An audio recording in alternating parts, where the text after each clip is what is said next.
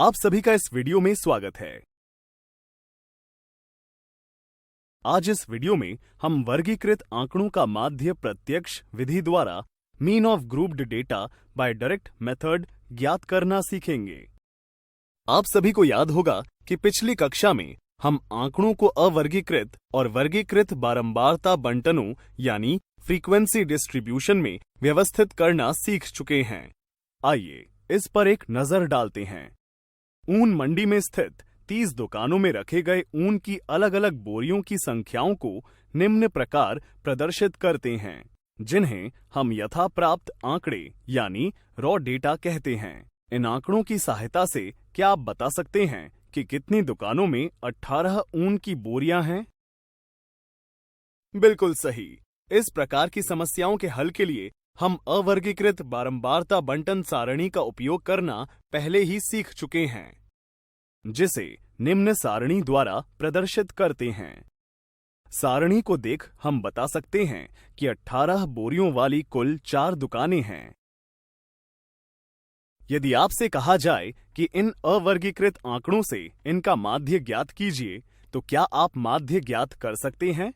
माध्य ज्ञात करने के लिए सभी प्रेक्षणों का योग बटा प्रेक्षणों की संख्या का भाग करते हैं, यानी प्रत्येक प्रेक्षण xi को उसकी संगत बारंबारता fi से गुणा कर उनके गुणन fi xi का योग 674 में बारंबारताओं fi के योग 30 का भाग देते हैं, जिसे हल करने पर माध्य लगभग 22.46 प्राप्त होता है, जहां सिग्मा चिन्ह का अर्थ है योग यानी समशन करना। लेकिन ध्यान रहे, यह विधि तब तक ही उपयोगी है जब आपके पास दैनिक जीवन की स्थितियों में आंकड़े छोटे हो। लेकिन क्या आप बता सकते हैं कि जब आंकड़ों की संख्या बहुत अधिक हो तो हमें क्या करना होगा?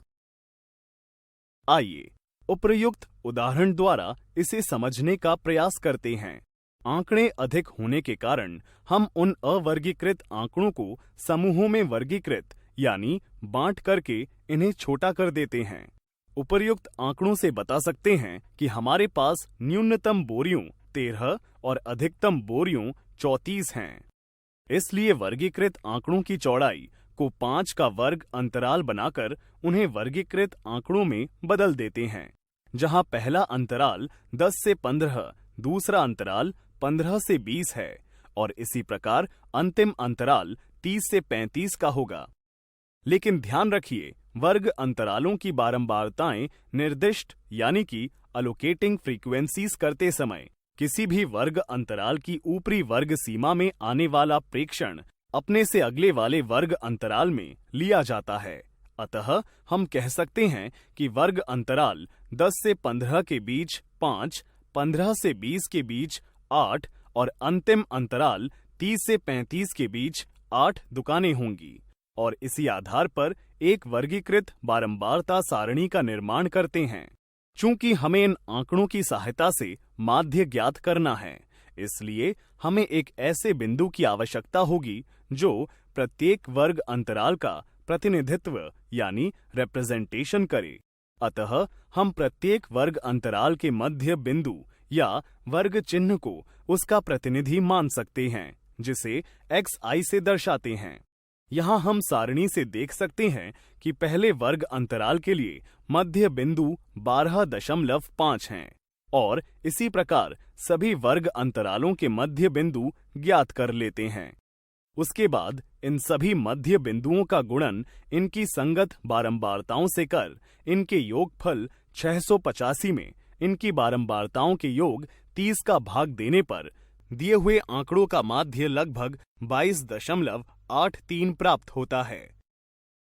माध्य ज्ञात करने की इस विधि को प्रत्यक्ष विधि यानी डायरेक्ट मेथड कहते हैं।